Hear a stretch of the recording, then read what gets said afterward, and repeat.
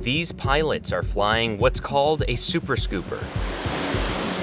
At around $30 million, it's one of the most expensive aerial firefighting aircraft ever made. It's literally a boat with giant wings, and it's built like a tank. It looks like no other plane in the world. The CL-415 Enhanced Aerial Firefighter can scoop and drop 1,400 gallons of water on wildfires in a matter of minutes. Compare that to this 1970s plane, which could only drop 200 gallons of water at a time. $30 million is very expensive for any aircraft. However, it's actually the most cost-effective aerial firefighting asset. Super Scoopers revolutionized aerial firefighting, and Insider got an up-close look with Bridger Aerospace to see how this aircraft is tailor-made to fight fires. Airplanes have been used to fight wildfires for almost 100 years, but early attempts weren't nearly as effective. In the 50s and 60s, almost all the aircraft used to fight fires were retired or salvaged World War II aircraft. Tanks were strapped to the middle, and they were used in a very haphazard provisional manner. Some of these makeshift firefighting planes were only able to drop 150 to 200 gallons of water at a time. Not really effective in today's world, but at the time it's the best they could do. Canadair was contracted to design a plane specifically to fight fires. So they designed the grandfather of this airplane, the CL-215, looked very similar, which Viking Air Limited modernized in 2020, retrofitting the CL-215 with a new avionics system, turbine engines, and more. It was taken down to its bones and created essentially a new airplane. Weighing in at 30,000 pounds, the CL-415 EAF is 30 feet tall and has a 93-foot wingspan, just 24 feet shy of a Boeing 737's wingspan. When you're up close to it and you really appreciate just the massive size of it. But despite its size, the aircraft was engineered to fly like a much smaller plane.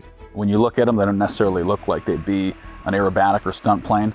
We're taking a plane almost the size of a C-130. We're flying into extremely narrow canyons, very low altitude, banking high G turns at a high rate of turn. Flying an aircraft this big, that low, and that dangerous of an environment is very rare. The Scooper is so nimble because of its flight control surfaces, or aerodynamic devices that pilots use to adjust and control the aircraft. On any plane, the main control surfaces are the ailerons, which control the plane's roll, the rudder, which controls yaw or the aircraft's direction, and elevators, which control the aircraft's pitch. And in the case of the Super Scooper, those flight control surfaces are supersized. That's important because when you're flying slow and big, you need to have a lot of aileron area, a lot of elevator area to be able to move that aircraft as quickly as you need to at those low speeds.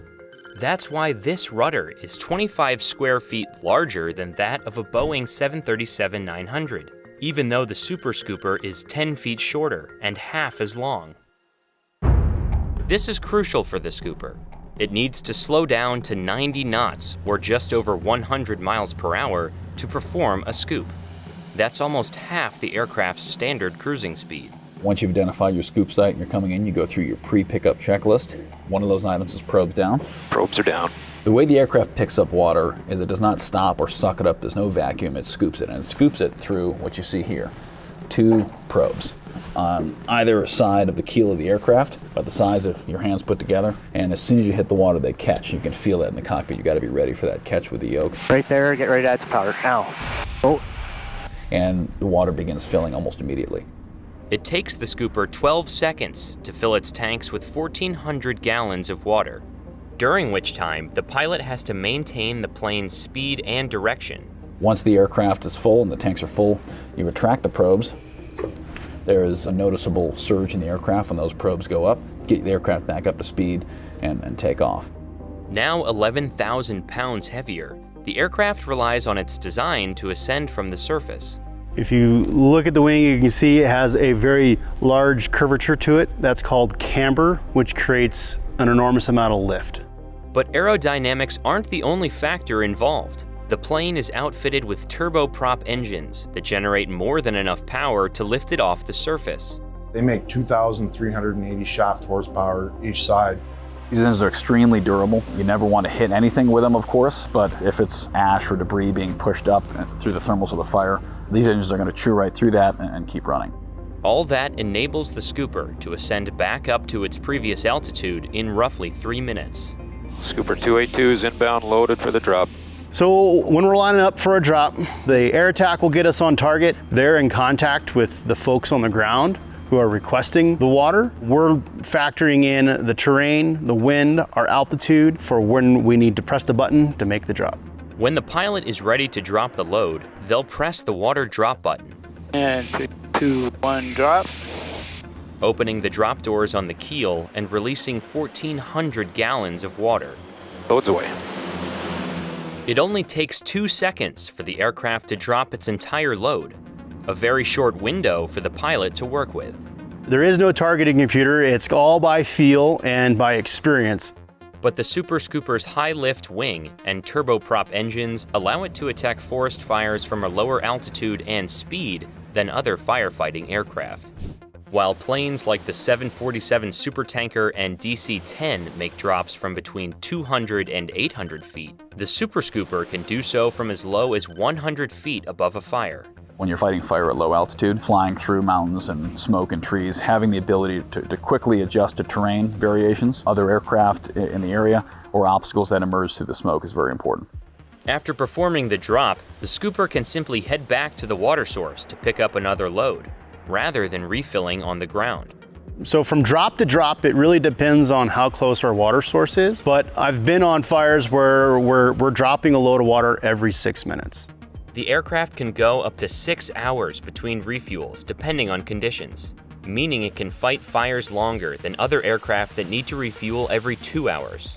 Although the sticker price on the aircraft is very expensive, it can deliver 150,000 gallons in one service day compared to a more traditional tanker that can oftentimes only do a small fraction of that. It's actually the most cost-effective aerial firefighting asset. And with a paint job like that, it can be hard to miss. It's a very flashy paint job on these aircraft, and it's one of the questions we're asked quite often is why is it painted the way it is? The goal is to be visible in this super dense smoke. It's a very action-packed circuit when these guys are fighting the fires, and safety is the ultimate goal. For aerial firefighters, the next game-changing innovations aren't going to come to the planes themselves. The next ridgeline for aerial firefighting is going to be data. It's going to be understanding what the fire is doing, where it's going, where it came from, and being able to share that data with as wide a population as possible. That can better inform our aerial response, better inform the ground response, and make sure that those citizens affected by the incident are given the best information possible to protect themselves, their families, and their livelihood. In the meantime, aerial firefighting aircraft like the Super Scooper are tasked with keeping forest fires in check. Flying this aircraft in the environment we fly it in, it's very exciting, it's very dangerous, but it's also very fun.